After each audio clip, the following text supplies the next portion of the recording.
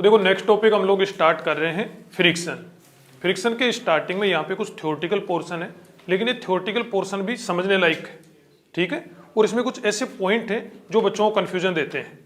देखो ध्यान देना, आप लोगों ने पढ़ा होगा अलग अलग बुक्स में दरअसल क्या होता है, फ्रिक्शन का रीजन ही अलग अलग दिया हुआ होता है, और उसको भी यदि आप ध्यान से पढ़ो तो उसमें वो भी आपको कंफ्यूज करता है। कैसे? जैसे आपको बताया जाता है कई बार कि दो सरफेस यदि एक दूसरे के कांटेक्ट में आती हैं तो उनके बीच में इंटरलॉकिंग होती है, उस इंटरलॉकिंग की वजह से उनके बीच में क्या लगता है, फ्रिक्शन। सभी ने देखा आप लोगों ने?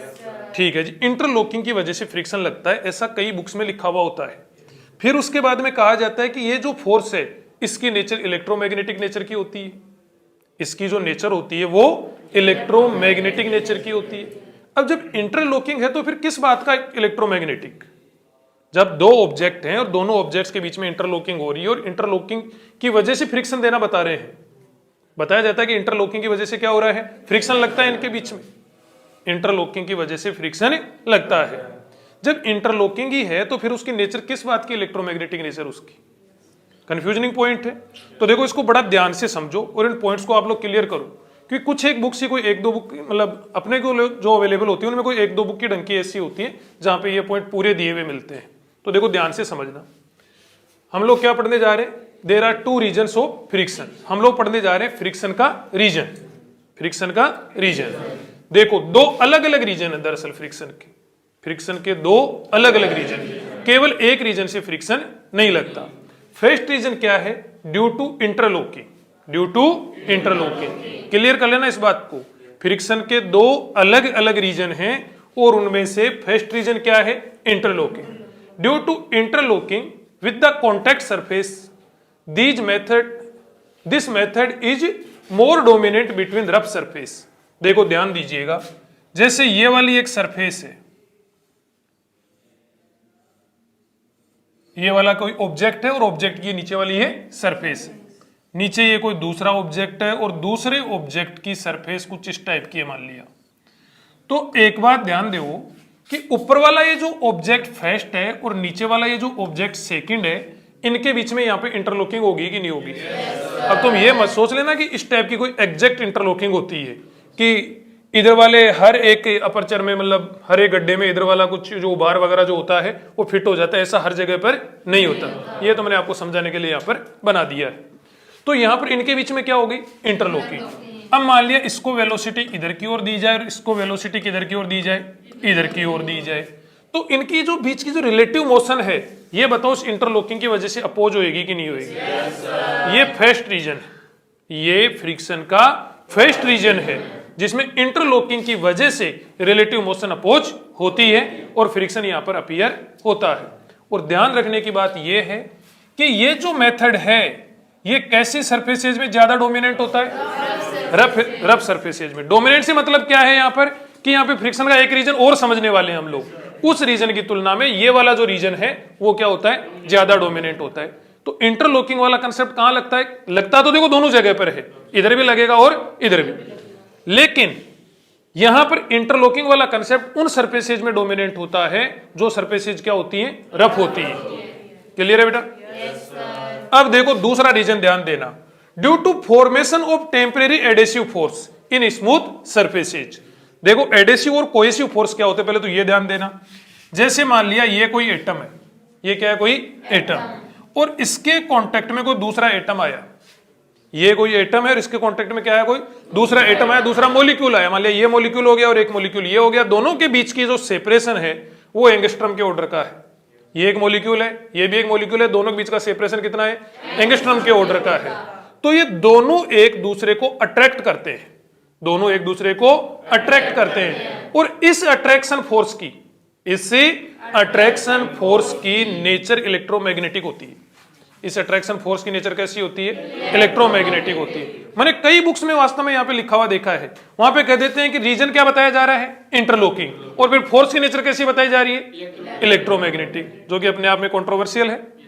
देखो ध्यान दीजिएगा कि यहां पर दो रीजन है, पहला रीजन क्या है, इंटरलॉकिंग की वजह से, दूसरा रीजन किसकी वजह से, टेम्परेरी एडेसिव फोर्स की वजह से। और टेम्परेरी एडेसिव फोर्स क्या होते हैं कि जब दो मॉलिक्यूल, जब दो एटम एक दूसरे के कांटेक्ट में आते हैं और उनके बीच का जो सेपरेशन है वो एंगस्ट्रम के ऑर्डर का होता है, तो उस कंडीशन में वो दोनों एक दूसरे को क्या करते हैं, अट्रैक्ट करते हैं। और इस फोर्स की नेचर कैसी होती है, इलेक्ट्रोमैग्नेटिक नेचर होती है। नेचर के 4 फंडामेंटल फोर्स होते हैं, इलेक्ट्रोमैग्नेटिक होते हैं, ग्रेविटेशनल होते हैं, स्ट्रॉन्ग न्यूक्लियर फोर्स होते हैं और वीक इंटरेक्शंस होती है। उनमें से ये जो फोर्स लगता है इन दो पार्टिकल्स के बीच में, दो मॉलिक्यूल्स के बीच में, वो कौन सी नेचर का होता है, इलेक्ट्रोमैग्नेटिक नेचर का होता है। यहां पे वर्ड आ रहा है एडेसिव। क्या आ रहा है, एडेसिव। एडेसिव से मतलब क्या है, दो अलग अलग टाइप के मटेरियल्स के बीच में यदि अट्रैक्शन फोर्स लगता है तो वो तो क्या होता है, एडेसिव। और यदि ये दोनों मॉलिक्यूल सेम मटेरियल के हैं तो उनके बीच में लगने वाले फोर्स को क्या बोलेंगे, कोहेसिव। जैसे इंक के पार्टिकल्स के बीच में जो फोर्स लगता है उसे क्या बोलते हैं, कोहेसिव फोर्स। इंक और पेपर के पार्टिकल्स के बीच में जो फोर्स लगता है उसे क्या बोलते हैं, एडेसिव। समझ रहे हो? तो यहां पर क्या होता है इस वाले मेथड में कि दो मॉलिक्यूल एक दूसरे कांटेक्ट में आते हैं, एंगस्ट्रॉम के ऑर्डर की डिस्टेंस होती है, दोनों अलग अलग नेचर के पार्टिकल होते हैं, अलग अलग मटेरियल के पार्टिकल होते हैं, तो यहां पर इनके बीच में एक एडेसिव फोर्स लगने लगता है और उस एडेसिव फोर्स की नेचर क्या होती है, इलेक्ट्रोमैग्नेटिक नेचर होती है। समझ रहे हो? और इसकी वजह से फ्रिक्शन लगता है। तो due to formation of temporary adhesive force in smooth surface, it is dominate between smooth surface. देखो ध्यान देना, गौर करना, ये एक सरफेस है और ये एक सरफेस, दो सरफेस है, फर्स्ट सरफेस होगी और ये क्या होगी, सेकंड सरफेस। अब यहां पर एक मॉलिक्यूल ये इसका है और एक मॉलिक्यूल ये इसका है, दो मॉलिक्यूल हो गए, एक तो ऊपर वाली सरफेस का हो गया और एक नीचे वाली सरफेस का। इसको वेलोसिटी दी मान लिया इधर की और इसको वेलोसिटी दी मान लिया हम लोगों ने इधर की ओर। अब इन दोनों के बीच में क्या बन जाता है, बॉन्ड बन जाता है, इन दोनों के बीच में अट्रैक्शन होने लग जाता है। क्या होने लग जाता है, अट्रैक्शन होने लग जाता है इन मॉलिक्यूल्स के बीच में। क्यों होने लग जाता है, क्योंकि ये सरफेस क्या थी, स्मूथ, क्योंकि सरफेस क्या थी, स्मूथ। स्मूथ होने की वजह से इनके बीच का सेपरेशन कितना रह गया, एंगस्ट्रॉम के ऑर्डर का। किसके ऑर्डर का रह गया, एंगस्ट्रॉम के ऑर्डर का। और दो मॉलिक्यूल्स के बीच के सेपरेशन यदि एंगस्ट्रॉम के ऑर्डर का हो जाता है तो वहां पे कौन सा फोर्स अपीयर हो जाता है, एडेसिव। और एडेसिव फोर्स हमेशा कैसी नेचर का होता है, अट्रैक्शन की नेचर का ही होता है। हमेशा कैसी नेचर का होता है, अट्रैक्शन की नेचर का ही होता है। तो जैसे इनके बीच का सेपरेशन इतना कम रहेगा तो इनके बीच में क्या लगने लग जाएगा, एडेसिव, जो कि कैसे नेचर का है, अट्रैक्शन का।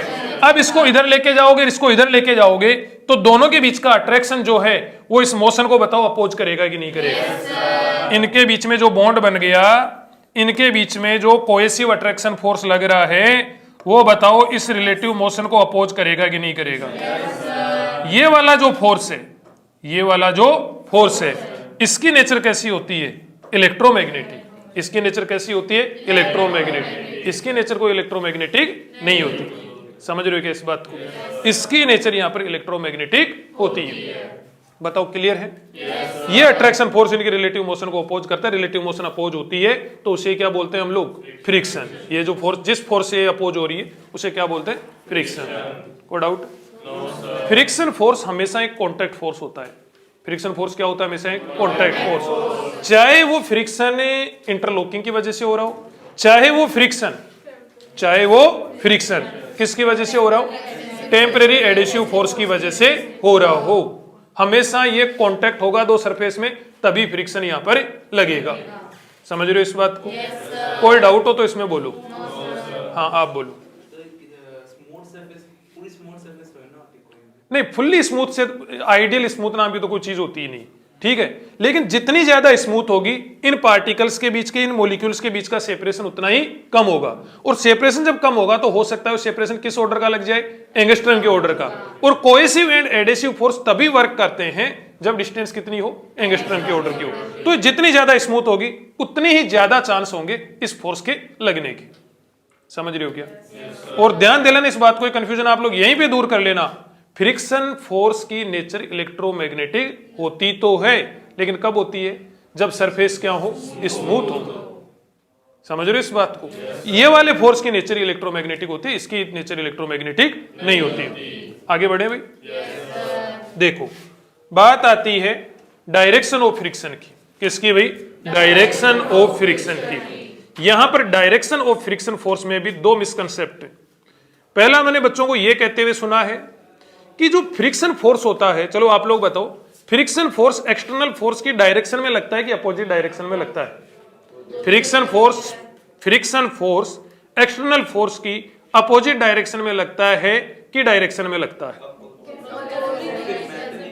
ठीक है जी, यहाँ पे बहुत सारे बच्चों की, उन बच्चों की डोमिनेंस है जो ये कह रहे हैं कि वो एक्सटर्नल फोर्स की डायरेक्शन, अपोजिट डायरेक्शन में लगता है, और कुछ बच्चे सतर्क हो गए कि ये कंफ्यूजन है, तो ऐसा बोलो कि जो एक्सपेक्ट ना कराओ सर ने।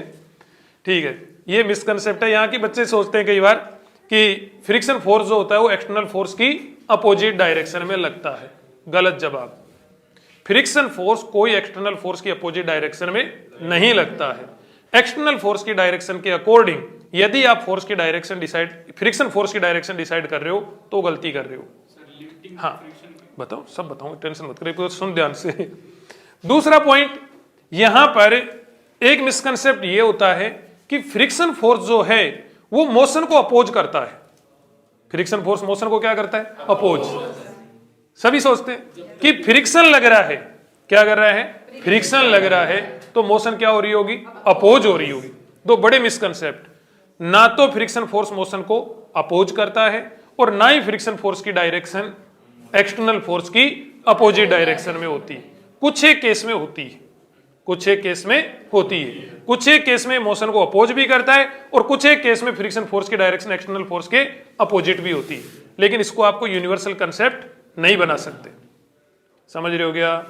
तो देखो ध्यान देना, अपना हेडिंग है direction of friction force, direction of friction force. ध्यान देना, पॉइंट याद करना, फोर्स जो होता है वो मोशन को अपोज नहीं करता है। कौन सा force? Friction force. Friction force motion को अपोज नहीं करता, फ्रिक्शन फोर्स रिलेटिव मोशन को अपोज करता है। फ्रिक्शन फोर्स किसको अपोज करता है? रिलेटिव मोशन को अपोज करता है। बहुत ही काम की लाइन है। तो देखो ध्यान देना, friction does not oppose motion, friction does not oppose motion, motion को अपोज नहीं करता। मैं बहुत सारे केस ऐसे आपको दिखा दूंगा जिसमें फ्रिक्शन की वजह से मोशन होती है। जिसमें किसकी वजह से मोशन होती है? फ्रिक्शन की वजह से मोशन होती है। अपोज करना तो दूर की बात, तो मोशन करवाता है वहां पर। यस और नो? तो ध्यान देना, friction does not oppose motion, it oppose relative motion, it oppose relative motion. ये रिलेटिव मोशन को अपोज करता है बिटवीन टू कॉन्टैक्ट सरफेस, दो कॉन्टैक्ट सरफेस के बीच में होने वाली रिलेटिव मोशन को अपोज करता है। इसी के लिए मैंने डायग्राम बना के रखे, इनमें हम लोग देखेंगे कैसे अपोज करता है। It act on both surface, it act on both surface, दोनों कॉन्टैक्ट सरफेस पे फ्रिक्शन लगता है। अकेले फोर्स का कभी कोई एग्जिस्टेंस होती ही नहीं है, हर एक एक्शन की क्या होती है? रिएक्शन होती है। तो it act on both surface with equal magnitude, it acts on both surface. Friction तब लगता है जब दो सरफेस एक दूसरे क्या हो? कांटेक्ट में हो। तो it act on both surface which are in contact with equal magnitude and opposite direction. तो देखो, it act on both surface with equal magnitude and opposite direction. एक इनमें से एक्शन और दूसरा क्या है? रिएक्शन। देखो फर्स्ट डायग्राम देखो और बड़े ध्यान से समझना। पहले से आपने जो कोई भी कंसेप्ट आपके दिमाग में बैठा रखा हो, एक बार उसको डिलीट कर देना। देखो मैंने 3 मिसकंसेप्ट बताए यहां पर। पहला तो क्या बताया? फ्रिक्शन का रीजन, फ्रिक्शन का रीजन कहते हैं कि इंटरलॉकिंग की वजह से होता है, लेकिन साथ में कहते हैं कि इलेक्ट्रोमैग्नेटिक भी होता है। बहुत गलत बात है। इंटरलॉकिंग की वजह से भी होता है और कोएसिव और एडेसिव फोर्स की वजह से भी होता है। कोएसिव एंड एडेसिव की वजह से होता है तो वो क्या है? इलेक्ट्रोमैग्नेटिक है। इंटरलॉकिंग की वजह से है तो वो इलेक्ट्रोमैग्नेटिक नहीं है। First misconcept. Second misconcept, friction motion को अपोज करता है, फ्रिक्शन मोशन को अपोज नहीं करता है, फ्रिक्शन रिलेटिव मोशन को अपोज करता है। थर्ड मिसकंसेप्ट, फ्रिक्शन की डायरेक्शन एक्सटर्नल फोर्स के अपोजिट होती है, फ्रिक्शन की डायरेक्शन एक्सटर्नल फोर्स के अपोजिट होती है। बहुत ही गलत बात। कुछ एक केस में होती है, हो सकती है। यस और नो? देखो ध्यान देना, यहां पे डायरेक्शन को समझ रहे हैं हम लोग। इस ऑब्जेक्ट को क्या नाम दे दिया? फर्स्ट, और इसको सेकेंड। इसको क्या नाम दे दिया? फर्स्ट और इसको सेकेंड। ये फर्स्ट और इसको सेकेंड। देखो हम लोग पता करना चाह रहे हैं फर्स्ट पर फ्रिक्शन की डायरेक्शन, इस फर्स्ट वाले ऑब्जेक्ट पर फ्रिक्शन की डायरेक्शन। इसके लिए क्या फाइंड करना पड़ेगा? Velocity of first with respect to second. क्या फाइंड करना पड़ेगा? Velocity of first with respect to second. तो देखो velocity of first with respect to second क्या बनेगा v1 माइनस v2। बताओ v1 किधर की ओर है 2i कैप, इधर वाले को प्लस लिख दूं इधर वाले को माइनस, तो वेक्टर फॉर्म में लिखना हो गया। तो इधर वाले को प्लस 2 माइनस प्लस 10 कितना हो गया -8 मीटर पर सेकेंड। बताओ फेस्ट की वेलोसिटी किधर की ओर है, फेस्ट की वेलोसिटी, दो सरफेस एक दूसरे कांटेक्ट में, फेस्ट की वेलोसिटी किधर की ओर है बताओ इधर की ओर। फेस्ट की वेलोसिटी किधर की ओर है इधर की ओर, किसके रेस्पेक्ट में सेकंड के रेस्पेक्ट। फेस्ट की वेलोसिटी सेकंड के रेस्पेक्ट में क्यों फाइंड करी, क्योंकि फेस्ट और सेकंड ही क्या थे आपस में कांटेक्ट में थे, यस और नो। तो फेस्ट की वेलोसिटी किधर की ओर है बताओ -8 आई है, मतलब इधर की ओर, इधर की ओर है तो फोर्स किधर की ओर लगेगा इधर की ओर, इधर की ओर। तो इस फेस्ट पर फोर्स लगेगा इधर की ओर। कोई डाउट हो तो बोलो, तुम्हारे पहले से जो भी कंसेप्ट है उनको हिला देगा, एक ध्यान रखना इस बात को। तो इस पे देखो इधर की ओर ये फ्रिक्शन किधर की ओर लगेगा, इस पे इधर की ओर, इस पे फ्रिक्शन किधर की ओर लगेगा सेकंड पर। सेकंड पर देखो यहां फ्रिक्शन, यहां की बात कर रहा हूं, यहां ऊपर एक एक्शन है तो दूसरा क्या है रिएक्शन। कभी कोई फोर्स अकेला होता ही नहीं है, कभी कोई फोर्स अकेला होता ही नहीं है, ठीक है भाई।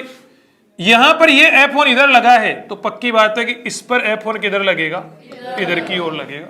हर एक्शन की क्या होती है रिएक्शन, एक्शन और रिएक्शन का मैग्नीट्यूड क्या होता है सेम होता है, तो दोनों का मैग्नीट्यूड क्या है सेम है। दोनों की डायरेक्शन कैसी होती है अपोजिट। दोनों कैसे ऑब्जेक्ट पे लगते हैं अलग अलग ऑब्जेक्ट पे, तो अलग अलग, इस पे F1 लगाया तो इस पे F1। कोई डाउट हो तो बोल दो। अब देखो आगे, इस पे डायरेक्शन सिर्फ इस पे फाइंड करी हम लोगों ने और इससे अपने आप इसकी डायरेक्शन आगे, इसमें सोचने की आवश्यकता नहीं है। फिर देखो velocity of second, velocity of second with respect to ground. भाई यहां पर भी देखो ये सेकेंड और ग्राउंड भी एक दूसरे कांटेक्ट में है कि नहीं, तो velocity of second with respect to ground क्या हो जाएगा v2 minus vg, v2 minus vg। v2 किधर की ओर है बताओ इधर की ओर, प्लस 10 है बेटा, ग्राउंड की वेलोसिटी 0 तो प्लस 10 मीटर पर सेकेंड।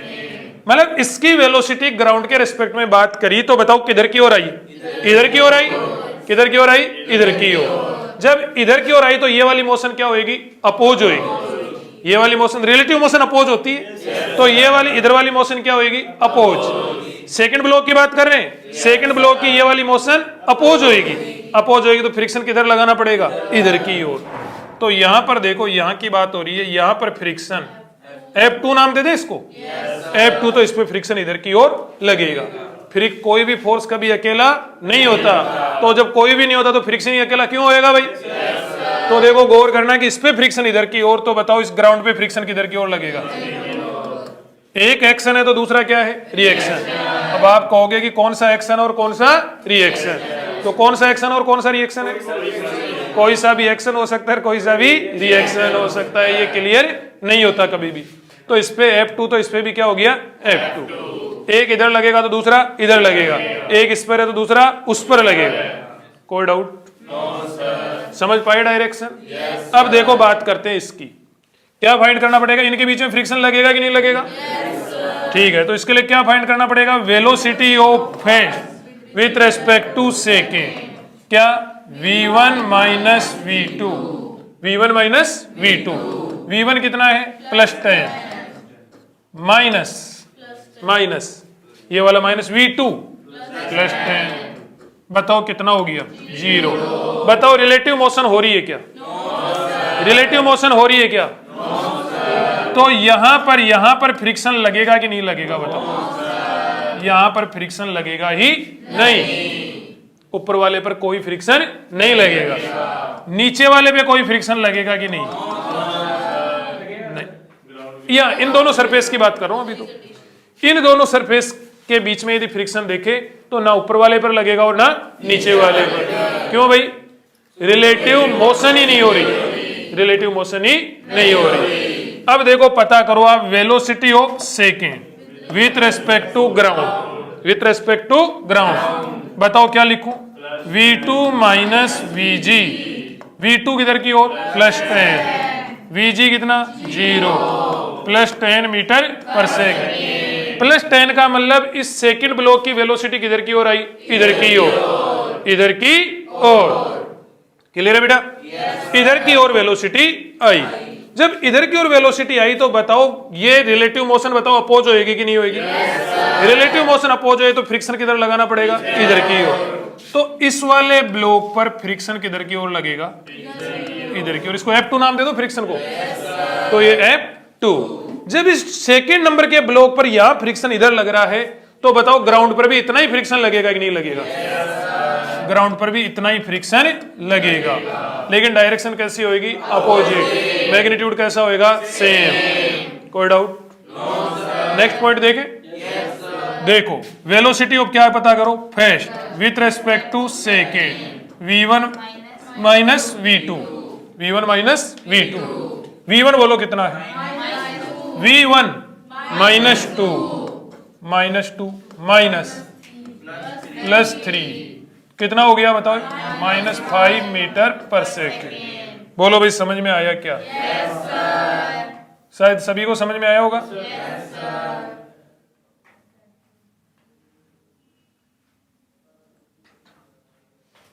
देखो भाई, तो ये यहां पर velocity of first with respect to क्या फाइंड करी, सेकेंड। बताओ फर्स्ट की वेलोसिटी सेकेंड के रेस्पेक्ट में किधर आई बताओ, इधर की ओर आई। किधर की ओर आई, इधर की ओर आई। इधर फर्स्ट की वेलोसिटी सेकंड के रेस्पेक्ट में इधर की ओर आई। रिलेटिव मोशन क्या होगी, अपोज। रिलेटिव मोशन अपोज होगी तो वेलोसिटी जब इधर आई तो फ्रिक्शन किधर लगाना पड़ेगा, इधर की ओर। तो इस पर बताओ फ्रिक्शन किधर लगेगा, इधर की ओर। जब इस पर फ्रिक्शन इधर लग रहा है तो मुझे ये बताओ नीचे वाले पे फ्रिक्शन किधर लगेगा। ये तो हर एक्शन की रिएक्शन है, तो ये इधर की ओर। कोई डाउट हो तो बोलो। अब देखो इस यहां पर देखो, यहां पर बताओ सेकंड वाले पर फ्रिक्शन किधर की ओर लगेगा। सेकंड वाला जो है ग्राउंड के रेस्पेक्ट में किधर जा रहा है, इधर जा रहा है। इधर जा रहा है तो सेकंड वाले पर फ्रिक्शन किधर लगेगा, इधर की ओर। तो ग्राउंड पे फ्रिक्शन किधर लगेगा, उधर की ओर। समझ रहे हो क्या? कोई डाउट? तो फ्रिक्शन की डायरेक्शन किसके अकॉर्डिंग डिसाइड होती है, रिलेटिव मोशन के अकॉर्डिंग। किसके अकॉर्डिंग, जो बोल रहे हो उसको याद रखना। फ्रिक्शन की डायरेक्शन किसके अकॉर्डिंग डिसाइड होती है, रिलेटिव मोशन। ये एक ऑब्जेक्ट है, वेलोसिटी कितनी है 100 मीटर पर सेकेंड। वेलोसिटी कितनी है 100 metre per second. External force कितना लग रहा है 200 न्यूटन। 200 न्यूटन। क्लियर है भाई? मुझे बताओ कि रिलेटिव मोशन किधर कर रहा है, ग्राउंड के और इसके बीच में फ्रिक्शन होने के चांस है। बताओ मोशन किधर कर रहा है ग्राउंड के रेस्पेक्ट में, इधर की ओर। तो फ्रिक्शन किधर लगेगा बताओ, इधर की ओर। नहीं समझ में आया अभी? फ्रिक्शन किधर की ओर लगेगा, इधर की ओर। यस और नो? जब वेलो ग्राउंड के रेस्पेक्ट में इसकी वेलोसिटी इधर की ओर है तो फ्रिक्शन किधर की ओर लगेगा, इधर की ओर, क्योंकि रिलेटिव मोशन अपोज होनी चाहिए। ठीक है जी। यहां पर ग्राउंड पे भी फ्रिक्शन लगेगा क्या? बड़े ध्यान से देखो कि इस पर फ्रिक्शन की डायरेक्शन एक्सटर्नल फोर्स की डायरेक्शन में आ गई कि नहीं आ गई। जबकि मिसकंसेप्ट यहां पे दिमाग में ये होता है कि फ्रिक्शन तो एक्सटर्नल फोर्स के अपोजिट लगता है। बताओ कहां अपोजिट लग रहा है, डायरेक्शन में लग रहा है कि नहीं लग रहा है? अपोजिट लग सकता है, अपोजिट लग सकता है, लेकिन लगता ही है इस बात की कोई गारंटी नहीं है। बताओ फ्रिक्शन की डायरेक्शन में कभी कंफ्यूज होगे? फ्रिक्शन के रीजन में कभी कंफ्यूज होगे? आगे बढ़े। देखो ध्यान देना, टाइप्स ऑफ फ्रिक्शन। क्या भाई? Types of friction. फ्रिक्शन होता है 3 टाइप का। फ्रिक्शन कितना होता है, 3 टाइप। आगे बहुत सारे अच्छे क्वेश्चन करने वाले, बहुत सारे अच्छे क्वेश्चन, ठीक है ना। लेकिन जो स्टार्टिंग का ये जो थ्योरेटिकल पोर्शन है या कंसेप्चुअल पोर्शन है, ये आपको पूरा क्लियर होना ही चाहिए। तो देखो ध्यान देना, टाइप्स ऑफ फ्रिक्शन। यहाँ पे बच्चे क्या करते हैं, गिनती के 1-2 फॉर्मूले याद कर लेते हैं। वो एफ के equal to mu k N और F s equal to mu S N, और ऐसे रोलिंग फ्रिक्शन का वो कर लेते हैं कुछ ना कुछ याद, ठीक है। और फिर एक्सपेक्ट करते हैं कि शायद अपने को पूरा फ्रिक्शन आएगा। वो बहुत ही गलत बात है। समझ रहे मेरी बात को आप लोग? तो बड़े ध्यान से एक एक पॉइंट को समझे। यहाँ का थ्योरेटिकल पोर्शन बहुत ज्यादा इंपॉर्टेंट है। आप लोग पहली बार देख भी रहे हो कि यहाँ पे मैंने थ्योरी पहले से लिख के रखी है। इसमें इंपॉर्टेंट तो इसलिए लिख के रखे, नहीं तो मैं थ्योरी लिखता नहीं हूं। तो देखो ध्यान दीजिएगा, types of friction. Types of friction, friction कितने टाइप का होता है? 3 टाइप का। पहला कौन सा है? स्टैटिक। दूसरा कौन सा है? डायनेमिक और काइनेटिक। और थर्ड क्या है? रोलिंग। ये तो हम लोग रोटेशनल मोशन में पढ़ेंगे। किस में पढ़ेंगे? रोटेशनल मोशन में पढ़ेंगे। रोटेशनल मोशन में पढ़ेंगे, तो इसको तो भूल जाओ। बात करते हैं किसकी? स्टैटिक फ्रिक्शन की। स्टैटिक फ्रिक्शन की बात करते हैं। किसकी बात कर रहे हैं? स्टैटिक फ्रिक्शन की। देखो, जब ऑब्जेक्ट स्टैटिक कंडीशन में होता है, जब ऑब्जेक्ट स्टैटिक कंडीशन में होता है, उस कंडीशन में उस पर जो फ्रिक्शन फोर्स लगता है उसे हम लोग स्टैटिक फ्रिक्शन बोलते हैं। बड़ी घटिया डेफिनेशन है। जब स्टैटिक कंडीशन में है और जो उसमें फ्रिक्शन फोर्स लग रहा है उसे क्या बोलते हैं? Static friction. ये समझने वाली बात नहीं, ये तो हर कोई जानता है। देखो, पॉइंट है यहां पर, लिमिटिंग फ्रिक्शन क्या होता है? क्या? Limiting friction. स्टैटिक फ्रिक्शन में पढ़ते हैं क्या? Limiting friction.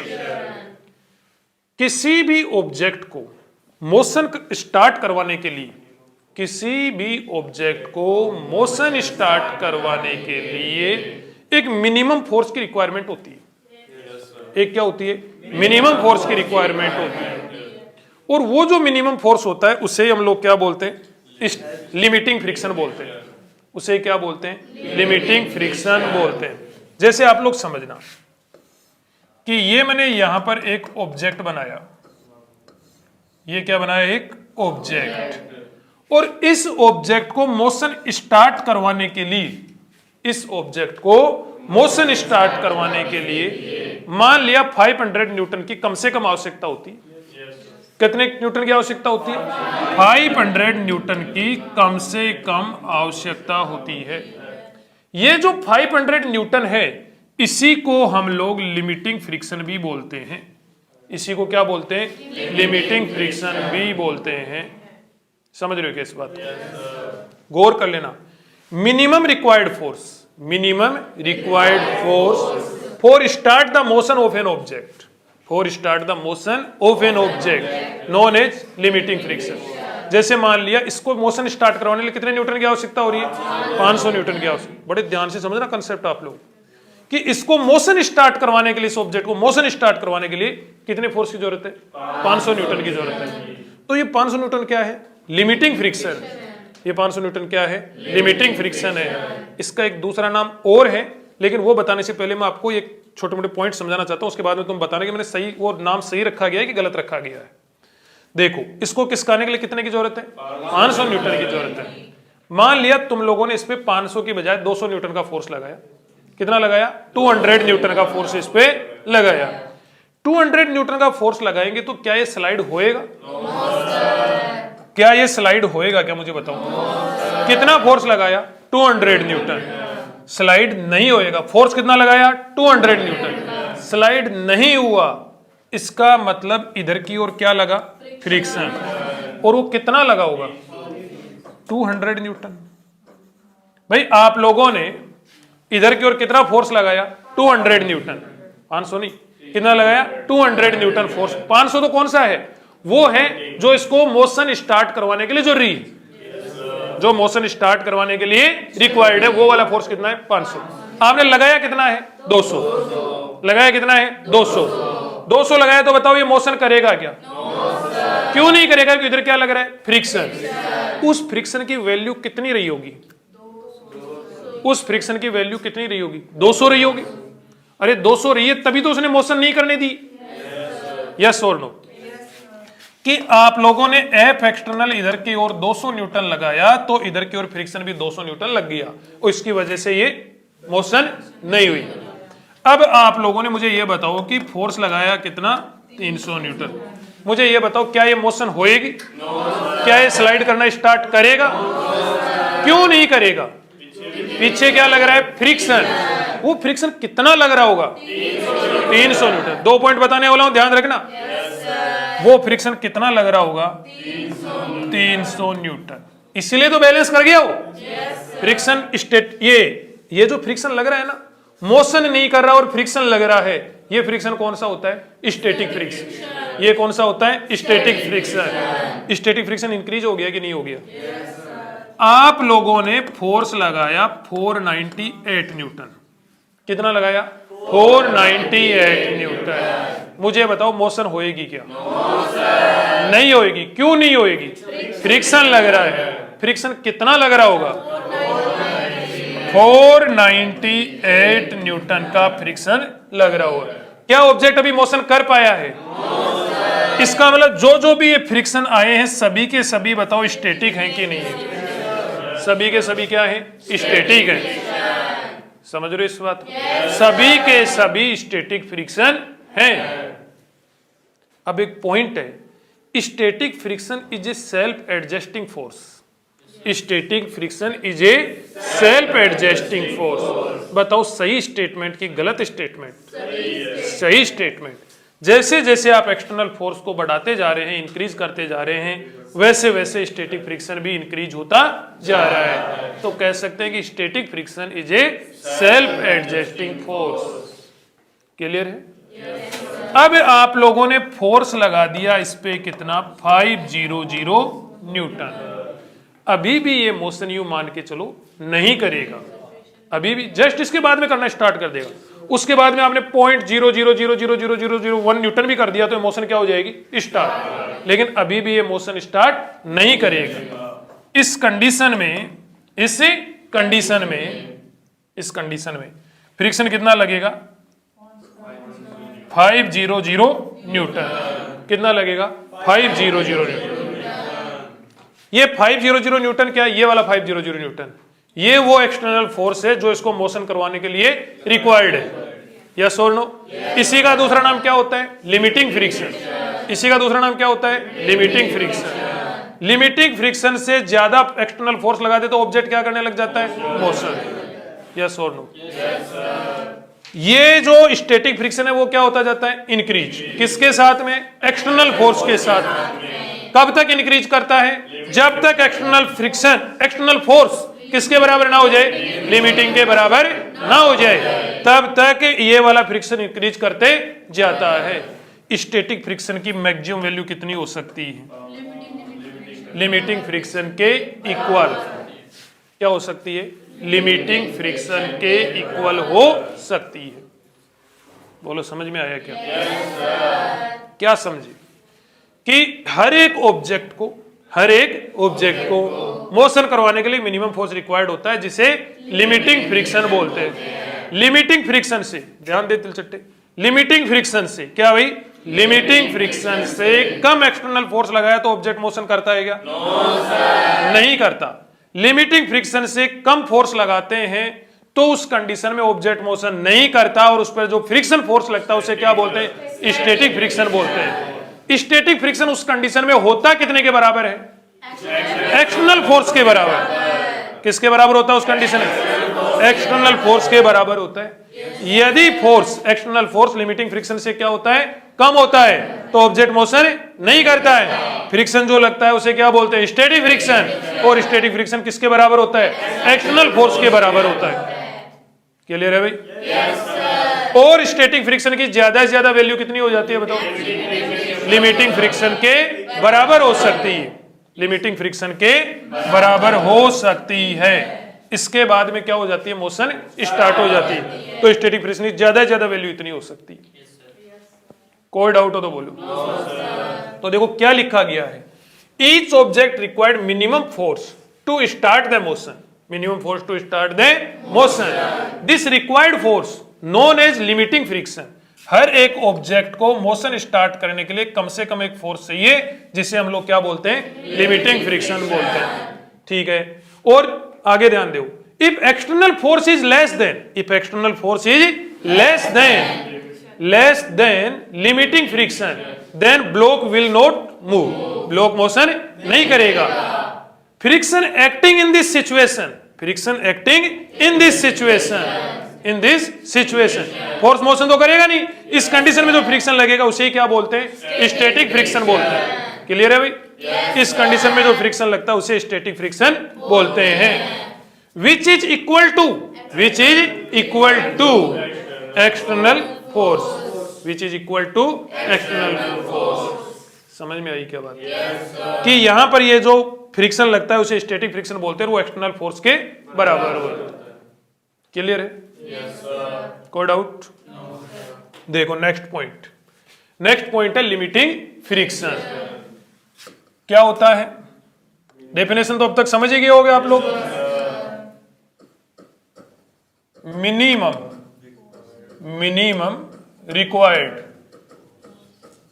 Required force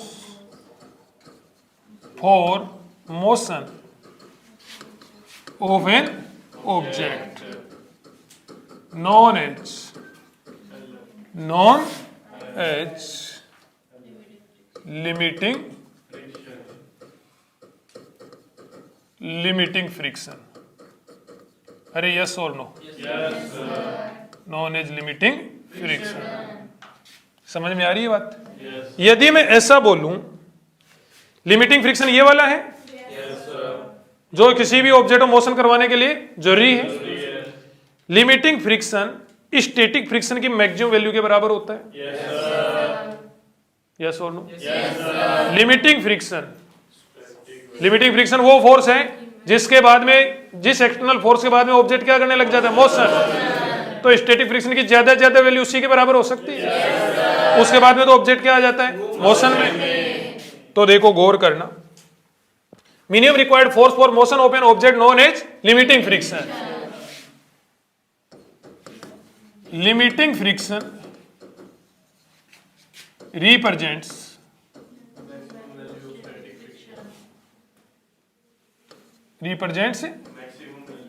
maximum value of static friction। Yes और no?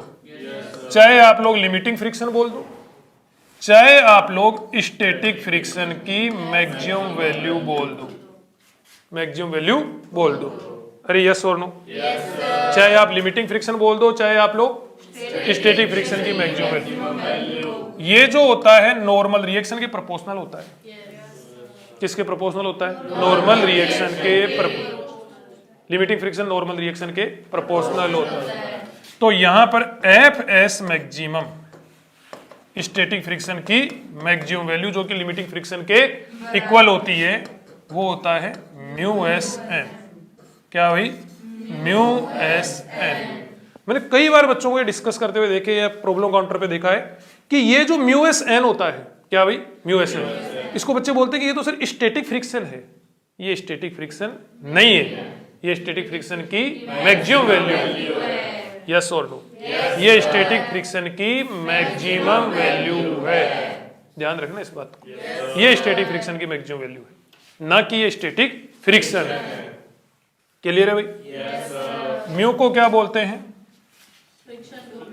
Static friction coefficient. Static friction coefficient unit less हुआ करता है, यूनिट लेस हुआ करता है। इसकी वैल्यू म्यू एस की वैल्यू लेस देन तो क्या होती है? 1 और ग्रेटर देन क्या होती है? 0। लेस देन 1 और ग्रेटर देन 0 होती है। समझ रहे हो? पॉइंट आता है कि स्टैटिक फ्रिक्शन की वैल्यू कितनी होती है। स्टैटिक फ्रिक्शन की वैल्यू कितनी होती है? बताओ, समझ गए क्या? आप लोग बता दोगे?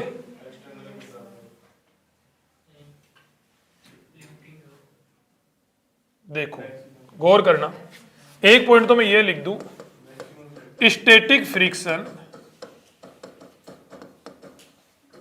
Is a self adjusting force.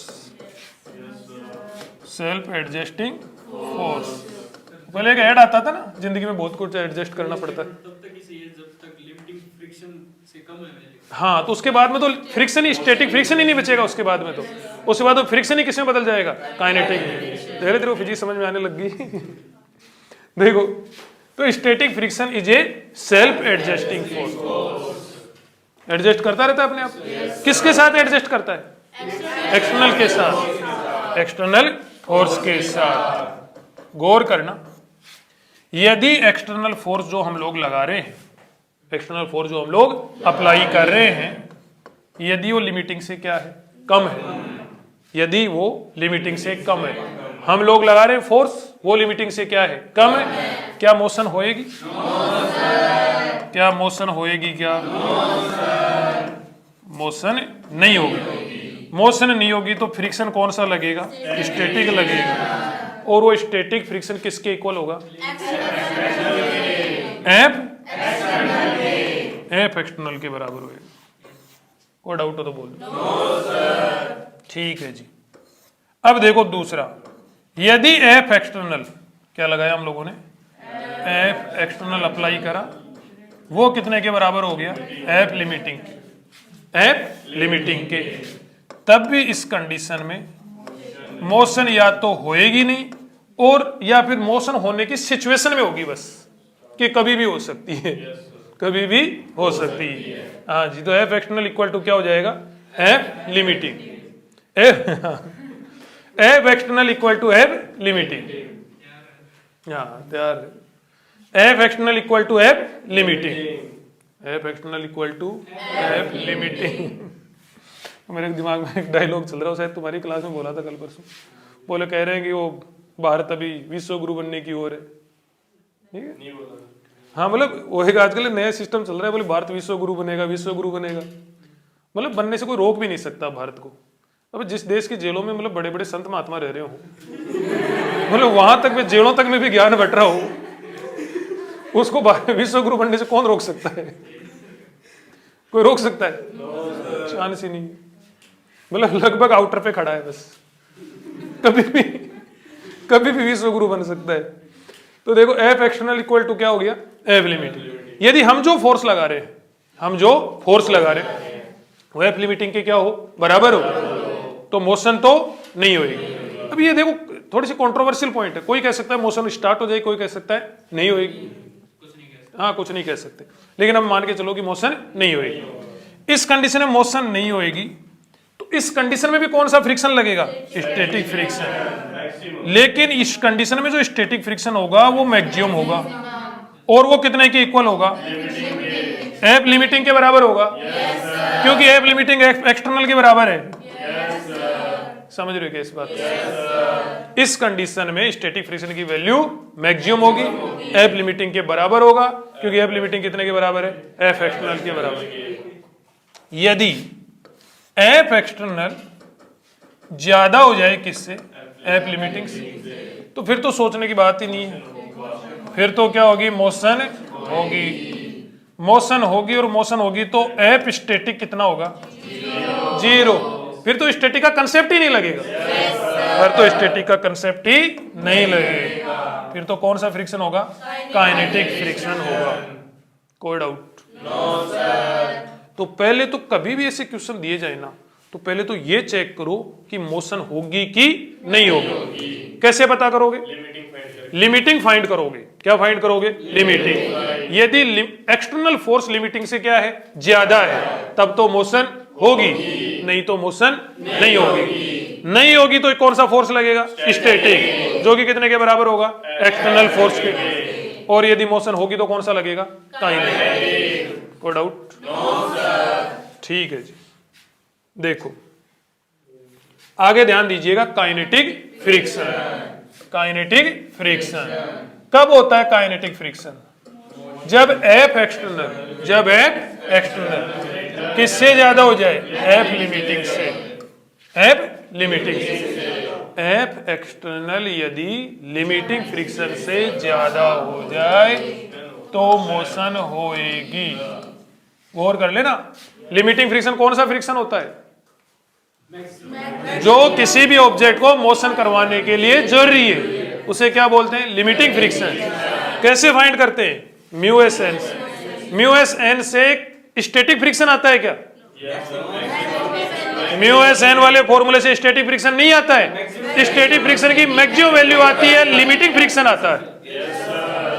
Clear है भाई? मोशन होएगी। मोशन होएगी तो फ्रिक्शन कौन सा लगेगा? काइनेटिक फ्रिक्शन लगेगा। काइनेटिक फ्रिक्शन जो होता है ना, वो भी किसके प्रोपोर्शनल होता है? Normal reaction. काइनेटिक फ्रिक्शन भी नॉर्मल रिएक्शन के प्रोपोर्शनल होता है। तो एफ काइनेटिक इक्वल टू क्या हो जाएगा? म्यू के मिसप्रिंट हो गया, म्यू के एन। म्यू के क्या है? Kinetic friction coefficient, kinetic friction coefficient. ये भी कैसा होता है? यूनिटलेस। ये भी क्या होता है? यूनिटलेस। इसकी भी वैल्यू क्या होती है? 1 से कम और 0 से ज्यादा। इसकी जो ये म्यू के लिखना था यहाँ पे, है ना, म्यू के। म्यू के जो होता है वो म्यू एस से क्या होता है? कम होता है। म्यू के जो होता है वो म्यू एस से क्या होता है भाई? कम होता है। कोई डाउट? म्यू एस जो होता है म्यू के से कम होता है। और यदि रोलिंग को भी लिखा सही है, बोला गलत का? कोई बात नहीं, मैं मेरे शब्द वापस लेता हूं। म्यू के, म्यू एस और म्यू रोलिंग। रोलिंग वाले को भी यदि यहाँ पे शामिल कर ले तो सबसे कम कौन सा होता है? रोलिंग वाले। उससे ज्यादा काइनेटिक, उससे ज्यादा स्टैटिक। अरे यस और नो? याद रह जाएगा। ये क्या पढ़ा हम लोगों ने? Kinetic friction. देखो ध्यान देना, म्यू के एन से क्या आ जाता है? Kinetic friction. लेकिन म्यू एस एन से स्टैटिक फ्रिक्शन नहीं आता। म्यू एस एन से तो स्टैटिक फ्रिक्शन की मैक्सिमम वैल्यू आती है, लिमिटिंग फ्रिक्शन आता है। और म्यू के किसके बराबर होता है फिर? म्यू के फिर जब म्यू एस एन से म्यू के आता, म्यू एस एन से म्यू एस एन से जब स्टैटिक फ्रिक्शन आता ही नहीं तो फिर स्टैटिक फ्रिक्शन कैसे फाइंड करते हैं? स्टैटिक फ्रिक्शन के लिए एफ एक्सटर्नल के बराबर कर देते हैं। स्टैटिक फ्रिक्शन एफ एक्सटर्नल के बराबर होता है। कब? जब तक कि एफ एक्सटर्नल लिमिटिंग फ्रिक्शन से कम रहे। शायद आप लोग समझ गए हो। ठीक है जी। देखो next point, graph between friction force and external force. Graph between friction force. इधर तो क्या लिया जा रहा है? फ्रिक्शन। और इधर क्या लिया जा रहा है? External force. देखो गौर करना, ध्यान देना, ये एक ऑब्जेक्ट है। इस ऑब्जेक्ट को मोशन करवाने के लिए फोर्स चाहिए कितना? 500 न्यूटन। कितना? 500। यदि मान इधर क्या लगा रहे? एफ एक्सटर्नल लगा रहे। एफ एक्सटर्नल मान लिया आप लोगों ने लगाया 100 न्यूटन। तो बताओ फ्रिक्शन भी कितना होएगा? कौन सा होएगा? स्टैटिक। ये भी 100 होएगा। ये लगाया आपने 200, तो ये भी कितना होएगा? 200। क्योंकि चलेगा नहीं। और चलेगा कब नहीं? जब फ्रिक्शन उतना का उतना फ्रिक्शन लगे। आप लोगों ने लगाया 499, तो ये भी कितना होगा? 499। स्टैटिक फ्रिक्शन एक्सटर्नल फोर्स के साथ में अपने आप को एडजस्ट करता जाएगा। कब तक? लिमिटिंग फ्रिक्शन तक। जब तक स्टैटिक फ्रिक्शन की वैल्यू मैक्सिमम ना हो जाए तब तक। और स्टैटिक फ्रिक्शन की मैक्सिमम वैल्यू किसके बराबर होती है? लिमिटिंग फ्रिक्शन के बराबर होती है। लिमिटिंग फ्रिक्शन कौन सा फ्रिक्शन होता है? जो किसी भी ऑब्जेक्ट को मूव करवाने के लिए जरूरी, मतलब जितना फोर्स एक्सटर्नल उतना ही फोर्स स्टैटिक फ्रिक्शन, उतना ही फोर्स स्टैटिक फ्रिक्शन। समझ रहे हो क्या? स्ट्रेट लाइन तो आएगी आएगी, वो भी 45 डिग्री के एंगल पे आएगी। क्योंकि जितनी वैल्यू ये वाली, जितनी वैल्यू ये वाली, जितना एक्सटर्नल उतना ही स्टैटिक, जितना एक्सटर्नल उतना ही स्टैटिक, उतना ही फ्रिक्शन। कहने मतलब जितनी वैल्यू है उतनी वैल्यू, इसका मतलब एंगल कितना हो गया? 45। और इस कंडीशन में जो फ्रिक्शन लगता है वो कौन सा होता है? Static friction. कितने के बराबर होता है? एफ एक्सटर्नल के बराबर होता है। ध्यान रखना, यहां पे आते आते एफ एक्सटर्नल, यहां पर आते आते एफ एक्सटर्नल कितने के बराबर हो गया? एफ लिमिटिंग के, एफ लिमिटिंग के बराबर हो गया। इसके बाद में और फोर्स लगाएंगे तो ऑब्जेक्ट क्या हो जाएगा? चल पड़ेगा। इस कंडीशन में जो फ्रिक्शन लगता है उसे क्या बोलते हैं? इस कंडीशन में एफ लिमिटिंग जब हो जाए उस कंडीशन में जो फ्रिक्शन लगता है उसे क्या बोलते हैं? F S maximum. बोलो कोई डाउट? इस कंडीशन में जो फ्रिक्शन लगता है एफ एक्सटर्नल जब लिमिटिंग के बराबर हो जाए, जब जस्ट चलने ही वाला हो, उस कंडीशन में जो स्टैटिक फ्रिक्शन लगता है उसे एफ एस मैक्सिमम बोलते हैं। स्टैटिक फ्रिक्शन की मैक्सिमम वैल्यू होती है, कितने के बराबर होती है? म्यू एस एन के, म्यू एस एन के। यस और नो? कई बच्चों को मैंने यहाँ पे डायरेक्ट बच्चों को म्यू एस एम जी भी लिखते देखा है। क्या लिख के देखा है? Mu S M G. क्या म्यू एस एम जी लिखोगे? अरे एन की वैल्यू तो अलग अलग डायग्राम वाइज अलग अलग होती है, तो म्यू एस एम जी थोड़ा ना लिखोगे। Mu S N normal force पढ़ा हम लोगों ने एनएलएम में, तो म्यू एस एन, कोई doubt? F S maximum mu S N के बराबर होता है। कब होता है? जब एफ एक्सटर्नल लिमिटिंग के बराबर हो जाए, जब ऑब्जेक्ट जस्ट चलने ही वाला हो। अब इससे जैसे थोड़ा सा ज्यादा फोर्स लगाएंगे ऑब्जेक्ट क्या हो जाएगा? चल पड़ेगा, और ऑब्जेक्ट चल पड़ेगा तो अब जो फ्रिक्शन लगेगा वो कौन सा लगेगा बताओ? काइनेटिक। अब जो फ्रिक्शन लगेगा वो कौन सा लगेगा? काइनेटिक, काइनेटिक लगेगा। जैसे स्टैटिक फ्रिक्शन एक्सटर्नल फोर्स के साथ साथ अपने आप को एडजस्ट कर रहा था, क्या काइनेटिक फ्रिक्शन भी अपने आप को कोई एडजस्ट करेगा क्या? बिल्कुल एडजस्ट नहीं करेगा। इसकी वैल्यू कांस्टेंट होती है। कितनी होती है भाई? Mu k N. इसकी वैल्यू पहले से म्यू एस मैक्सिमम से थोड़ी होती है, म्यू एस मैक्सिमम से थोड़ी होती है। समझ रहे हो इस बात को? लेकिन होती इसकी क्या है? कांस्टेंट। ये अपने आप को एडजस्ट नहीं करता। तो एक बात बताओ, kinetic friction, static friction sorry, static friction kinetic friction से, रुक जाओ दोबारा बोल रहा हूं, काइनेटिक फ्रिक्शन कौन से वाला friction? Kinetic friction static friction से कम होता है कि ज्यादा होता है? सोच समझ के बोलो, जो पहले से दिमाग में बैठा रखा वो मत, सोच समझ के बोलो, जो पहले से दिमाग में बैठा रखा उसको भूलो, जो भी सिखाया उसको ध्यान में रखो। काइनेटिक फ्रिक्शन स्टैटिक फ्रिक्शन से कम होता है कि ज्यादा होता है? दोनों ही चीजें हो सकती हैं। काइनेटिक फ्रिक्शन ये वाला है, काइनेटिक फ्रिक्शन स्टैटिक फ्रिक्शन से कम भी हो सकता है और ज्यादा भी हो सकता है। देखो ये सभी जगह स्टैटिक ही लग रहा है यहाँ पे, तो और ये वाला काइनेटिक है, तो काइनेटिक बताओ स्टैटिक से ज्यादा है कि नहीं है? तो ये कहना कि काइनेटिक फ्रिक्शन स्टैटिक फ्रिक्शन से कम होता है, सही स्टेटमेंट की गलत स्टेटमेंट? गलत स्टेटमेंट। लेकिन काइनेटिक फ्रिक्शन स्टैटिक फ्रिक्शन से कम हो सकता है, सही स्टेटमेंट की गलत स्टेटमेंट? सही है statement. Kinetic friction static friction से कम हो सकता है, सही state. Kinetic friction static friction की मैक्सिमम वैल्यू से कम होता है, सही की गलत? तो देखो स्टेटमेंट ध्यान देना आप लोग, कुछ नहीं समझ में आएगा क्या बोला मैंने? क्या हो गया? बच्चे को डरा रहा है तू? धमकी दे रहा है कि जो मैं बोल रहा हूं वही बोले? देखो पॉइंट देखना, स्टैटिक फ्रिक्शन, बार बार स्टैटिक, काइनेटिक फ्रिक्शन ना, kinetic friction is less than static friction. Static friction, true और false?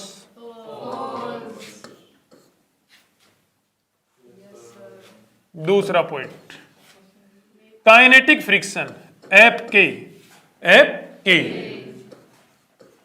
may be greater than F के, सही स्टेटमेंट? एफ एस सही स्टेटमेंट की गलत statement? Kinetic friction F static से क्या हो सकता है? ज्यादा हो सकता है, ज्यादा हो सकता है। समझ रहे हो क्या इस बात को? थर्ड पॉइंट, एफ के is less then F S maximum, सही की गलत? कि काइनेटिक फ्रिक्शन स्टैटिक फ्रिक्शन की मैक्सिमम वैल्यू से क्या होता है? कम होता है, कम होता है, सही की गलत? सही। एफ लिमिटिंग तो सबसे ज्यादा होता है, F limiting is maximum, out of all. इसका तो सब इसने सब मोह माया समझ रखा है मीटिंग में, भाई सब जो भी है तुम्हारा, जानो बोलते ना आमिर खान वो उसमें नहीं जाता, अवार्ड शो वगैरह में नहीं जाता, बोले तुम लोग इधर बांटते रहो, कोई दिक्कत नहीं, मेरे को मतलब नहीं है, मैं अलग ही हूँ। तो वैसे ये ऐप लिमिटिंग ने तो सबको क्या समझ रखा है, मोह माया। किसी की वैल्यू कुछ भी ज्यादा हो, सबको पता है कि इसकी वैल्यू सबसे ज्यादा होगी। अरे यस और नो? तो ये कहना कि काइनेटिक फ्रिक्शन की वैल्यू स्टैटिक फ्रिक्शन से कम होती है, काइनेटिक फ्रिक्शन की वैल्यू स्टैटिक फ्रिक्शन से कम होती है, ये सही स्टेटमेंट होता है, गलत स्टेटमेंट? गलत होता है। काइनेटिक फ्रिक्शन स्टैटिक फ्रिक्शन से कम नहीं होता है। थोड़ा ध्यान से काइनेटिक फ्रिक्शन स्टैटिक फ्रिक्शन से कम होता है, गलत है। कम हो सकता है, सही है। स्टैटिक फ्रिक्शन की मैक्सिमम वैल्यू से कम होता है, सही बात है। काइनेटिक फ्रिक्शन स्टैटिक फ्रिक्शन से ज्यादा हो सकता है, सही बात है। कोई डाउट? अब तू बोल। सर जैसे आपने कहा म्यू के छोटा होता है म्यू एस से, म्यू के छोटा होता है म्यू एस से, हाँ। दोनों तो सेम है। तो फिर सर ये एफ के तो छोटा ही हुआ फिर उससे। तो उससे म्यू एस एन करने पर क्या मिलता है? काइनेटिक फ्रिक्शन जूते मारूंगा पकड़ के। म्यू के एन से उससे स्टैटिक मिलता है। म्यू एस एन से क्या मिलता है? Static maximum static, maximum static friction मिलता है, स्टैटिक फ्रिक्शन नहीं मिलता है म्यू एस एन से। यही तो बता रहा था मैं, नहीं समझ में आया? म्यू एस एन से तो क्या मिलता है? स्टैटिक फ्रिक्शन की मैक्सिमम वैल्यू मिलती है, समझ रहे हो इस बात को? और म्यू के एन से काइनेटिक फ्रिक्शन मिलता है। और ये तो मैं कह ही रहा हूं, म्यू एस को कंपेयर करके देख लो, दोबारा देख लो इधर की ओर। F S maximum equal to क्या होता है? Mu S N. और एफ के इक्वल टू क्या होता है? Mu k N. अब एन तो दोनों में कॉमन है। म्यू एस की वैल्यू म्यू के से क्या होती है? ज्यादा होती है। तो स्टैटिक फ्रिक्शन की मैक्सिमम वैल्यू एफ के से क्या होगी? ज्यादा होगी। बोल ही रहा हूं मैं तो कि स्टैटिक फ्रिक्शन की मैक्सिमम वैल्यू काइनेटिक फ्रिक्शन से क्या होगी? ज्यादा होगी। लेकिन स्टैटिक फ्रिक्शन की वैल्यू काइनेटिक फ्रिक्शन से ज्यादा होगी, इस बात की कोई गारंटी नहीं है। समझ रहे हो इस बात को? स्टैटिक फ्रिक्शन की मैक्सिमम वैल्यू काइनेटिक फ्रिक्शन से ज्यादा होगी, डेफिनेटली ज्यादा होगी। समझ रहे हो? लेकिन स्टैटिक फ्रिक्शन की वैल्यू, जनरल स्टैटिक फ्रिक्शन की वैल्यू काइनेटिक से ज्यादा होगी। ये देखो यहां से लेके यहां तक का ये सारा स्टैटिक ही है। स्टेटमेंट सही नहीं है फर्स्ट स्टेटमेंट ये। Kinetic friction is less than static friction. Kinetic friction is, पीछे लगता है स्टैटिक फ्रिक्शन उससे तो गौर कर। Kinetic friction is less than static friction. गौर करना, ये तो ले लिया मैंने काइनेटिक, देख ये तो क्या ले लिया? काइनेटिक। और ये ले लिया स्टैटिक। मुझे ये बता काइनेटिक बड़ा कि स्टैटिक बड़ा? ये तो काइनेटिक है यहां पर तो, और ये स्टैटिक है, कौन सा बड़ा? काइनेटिक बड़ा है। जबकि इसमें क्या बोला जा रहा है? Kinetic friction is less than static friction. हो सकता है देखो इधर ध्यान दे, ये यहां पर क्या ले लिया? काइनेटिक स्टैटिक, और ये काइनेटिक। इन दोनों कंपेयर करो, यहां पे कौन बड़ा है? स्टैटिक बड़ा और काइनेटिक छोटा है। यस और नो? यहां पे स्टैटिक बड़ा और काइनेटिक छोटा है, लेकिन यहां पे इन दोनों को कंपेयर करो, यहां पर स्टैटिक छोटा और काइनेटिक बड़ा है। तो ये कहना कि काइनेटिक हमेशा ही स्टैटिक से छोटा होता है, नहीं, बहुत गलत बात है। हाँ, स्टैटिक फ्रिक्शन की मैक्सिमम वैल्यू से काइनेटिक फ्रिक्शन क्या होता है? छोटा होता है। ऑब्जेक्ट के अगर किसी से देख ले तू। 500 लगा रहे हैं और 500 से नीचे स्टैटिक फ्रिक्शन लग रहा है। 500 से नीचे स्टैटिक फ्रिक्शन लग रहा है, ठीक है। तो फिर सर जो स्टैटिक फ्रिक्शन की वैल्यू है काइनेटिक आएगा ही नहीं, तो फिर चलेगी। सही है। अरे ये भी अच्छी बात है, तू इतना समझने लगा। जो बच्चा फिजिक्स में बिल्कुल टेंशन में रहता हो, वो बच्चा इतना समझने लग जाए, कितनी अच्छी बात है।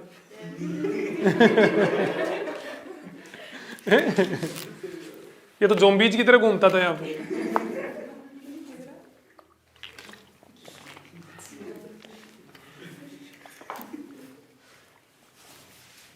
आगे बढ़े भाई। ये तो मिटा देता हूं यहाँ पे नोट्स में, बिना फालतू माहौल बनाएंगे। आगे देखो, एक एग्जांपल दे रखा है। Will this block move? क्या ये ब्लॉक मूव करेगा? ये सिचुएशन आपके सामने दे रखी है। विल दिस ब्लॉक मूव, क्या ये ब्लॉक मूव करेगा? यदि एफ एक्सटर्नल कितना हो, 2 Newton, 15 Newton, 20 Newton and 25 Newton. Block move करेगा कि नहीं करेगा, ये स्टैटिक फ्रिक्शन से डिसाइड होता है क्या? स्टैटिक फ्रिक्शन की मैक्सिमम वैल्यू से, या यूं कहें कि लिमिटिंग फ्रिक्शन से। एफ लिमिटिंग देखो कितना होएगा, म्यू एस एन होएगा, म्यू एस एन। और यहां पर ऊपर क्या लगेगा, इस पे एन, नीचे क्या लगेगा, M G. N equal to क्या हो गया, M G. M G mu S बोलो 0.5, एम बोलो 4, जी बोलो 10, कितना हो गया 20 न्यूटन। अब एफ एक्सटर्नल और इधर क्या ले रहे हैं, एफ एक्सटर्नल ले रहे हैं हम लोग, है ना। एफ एक्सटर्नल कितना है, 2 न्यूटन, फिर कितना है 15 न्यूटन, फिर कितना 20 न्यूटन, 25 न्यूटन। मुझे एक बात बताओ, ये जो 2 न्यूटन है एक्सटर्नल फोर्स, ये 2 न्यूटन जो एक्सटर्नल फोर्स है, ये लिमिटिंग से कम है कि ज्यादा है? लिमिटिंग देख लो उधर, वो रहा, लिमिटिंग से कम है कि ज्यादा है? इसमें एफ एक्सटर्नल जो है वो लिमिटिंग से कम है। लिमिटिंग है 20, ये है 2, कम है, तो मोशन होगी क्या बताओ? मोशन नहीं होगी, नहीं होगी। इसमें देखो एफ एक्सटर्नल लिमिटिंग से क्या है, कम है कि ज्यादा है? लिमिटिंग 20 और ये 15 क्या है, कम है। मोशन होगी क्या?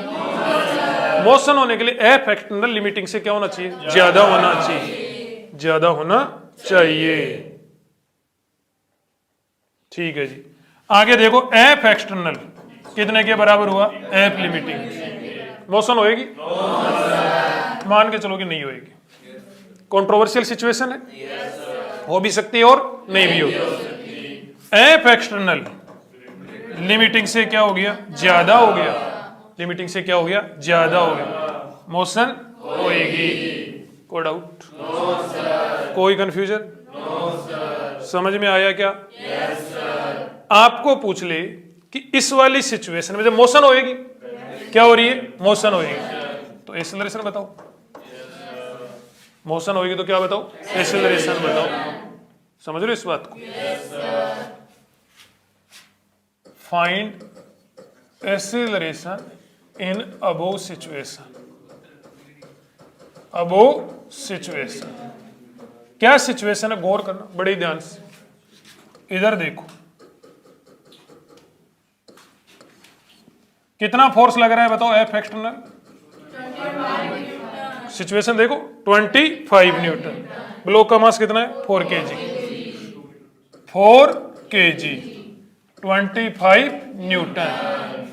म्यू एस कितना था 0.5 एंड 0.3, 0.5, म्यू के कितना था 8। इतना फोर्स लग रहा है। एफ लिमिटिंग कितना आया, म्यू एस एम जी कितना आया 20 न्यूटन, इसलिए एफ एक्सटर्नल इससे ज्यादा हो गया, इसलिए क्या हो रही है, मोशन हो रही है।